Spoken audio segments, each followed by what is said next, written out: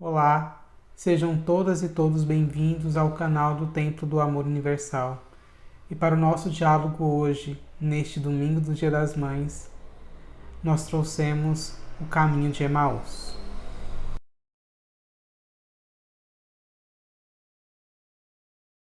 Essa reflexão sobre o caminho de Emaús está lá no livro de Lucas, no Evangelho de Lucas, capítulo 24, a partir do verso 13 ao verso 35. Resumidamente, ela trata do momento em que tinham dois discípulos, entre eles estava Cleopas, que estavam voltando de Jerusalém. Ou seja, no texto ele dá uma distância de até 11 quilômetros, que em umas traduções, especificamente nessa tradução aqui, do Haroldo Dutra Dias, fala-se 60 estádios. Então, traduzindo hoje na nossa linguagem contemporânea, que seria entre 11 quilômetros aproximadamente.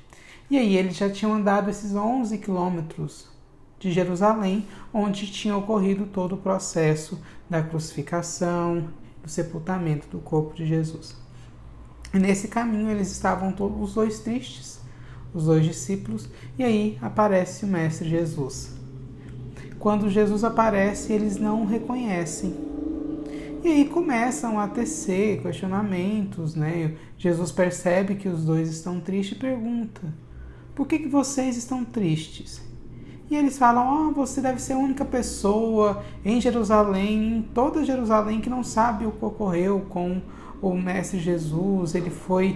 Condenaram ele foi crucificado, a gente ficou esperando que ele ressuscitasse, ele não ressuscitou, e a gente agora está voltando ali para Emaús, grosso modo é dito isso. E aí, Jesus continua caminhando com eles, chega um momento em que começa a entardecer e Jesus dá a entender que vai continuar o seu caminho, e eles convidam Jesus para entrar em sua casa. E aí, Jesus entra, e no momento em que Jesus parte o pão, eles reconhecem que aquele andarilho que estivera com eles todo o tempo era Jesus. E a partir desse reconhecimento, Jesus desaparece e então eles decidem voltar para Jerusalém. E por que eu escolhi essa passagem nessa data, né? E porque nesse momento também, porque neste mês de maio de 2020, o Templo do Amor Universal trará discussões sobre o tema família. Eu resolvi partir desse princípio do caminho de Emaús.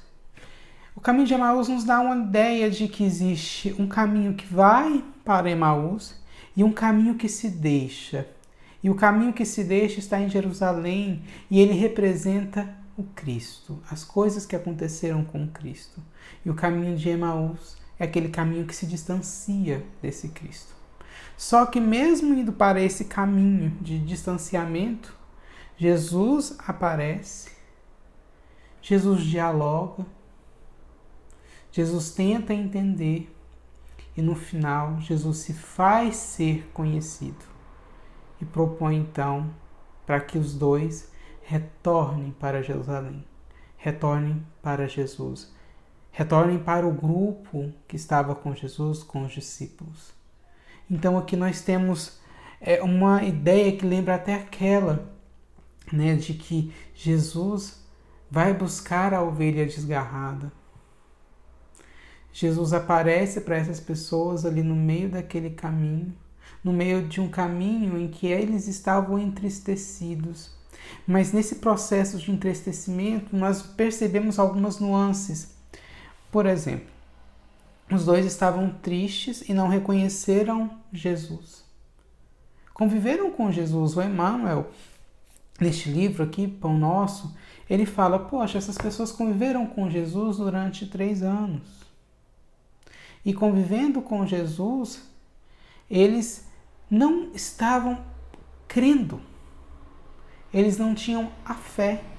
Eles que viveram tão próximos estavam abandonados, se abandonaram diante disso.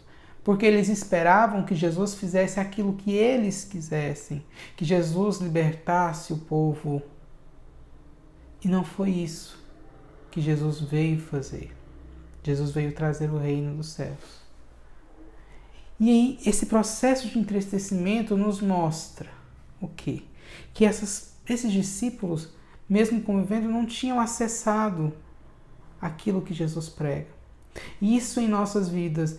Em tantos momentos que nós passamos, nós nos dizemos, olha, somos seguidores do Cristo, não seguidores, né, mas acreditamos no Cristo, temos fé, e essa é uma fé raciocinada.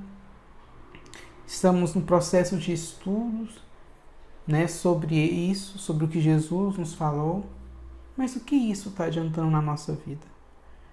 Nós só estamos lendo, mas nós não estamos vivendo. O que nós estamos trazendo de Jesus para a nossa ação no mundo? E aí, parece-me, e eu me coloco nesse lugar, que em vários momentos a gente está mais indo para Emaús do que voltando para Jerusalém. E Emaús aqui não significa que seja um caminho errado, é um caminho de distanciamento, onde nós estamos cada vez mais longe daquilo que Cristo fala. No entanto, é interessante pensar que Cristo vai até nós. E Cristo vai até nós porque Ele nos ama. Cristo, quando aparece, Ele se coloca pronto para o diálogo. Ele pergunta, Ele escuta. E a partir do momento que esse diálogo se torna mais consolidado, Jesus entra na casa deles. E assim que Jesus está lá na casa, Jesus tem a oportunidade de partir o pão. E a partir desse momento, quando Jesus fez abrigo na morada do ser, eles reconhecem Jesus e entendem, poxa, nós podemos voltar e fazer um novo começo. Essa passagem sobre o caminho para Emaús, no contexto familiar, ela me leva a pensar no nosso comportamento, nessa caminhada que é a existência, a encarnação, o núcleo onde nós chegamos, esse núcleo que, de certa forma, nos prepara, o núcleo mais imediato. Como que está a nossa relação nesse núcleo? Se aquilo que, por exemplo, nós aprendemos, seja nos templos religiosos, na leitura, uma leitura, um processo edificante e evolutivo, se nós estamos aplicando esses sentimentos nesses lugares, no lugar onde nós frequentamos, no núcleo da nossa família.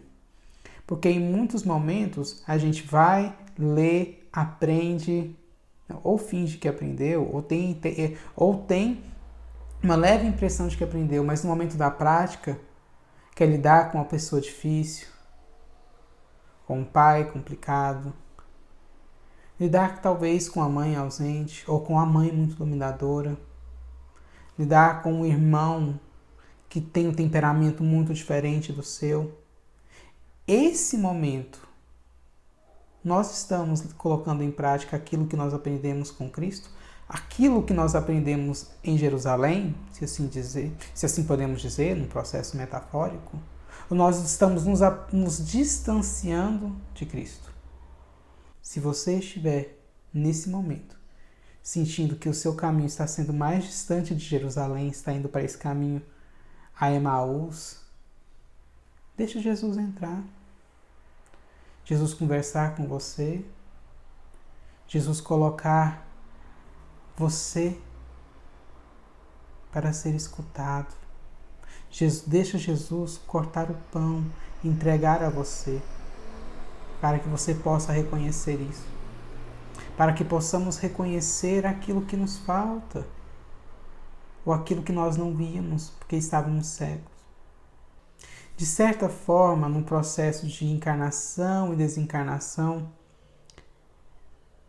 isso demonstra que nós caminhamos muito para Emaús, quando nós deixamos de fazer aquilo que nos possibilitará uma evolução para Cristo.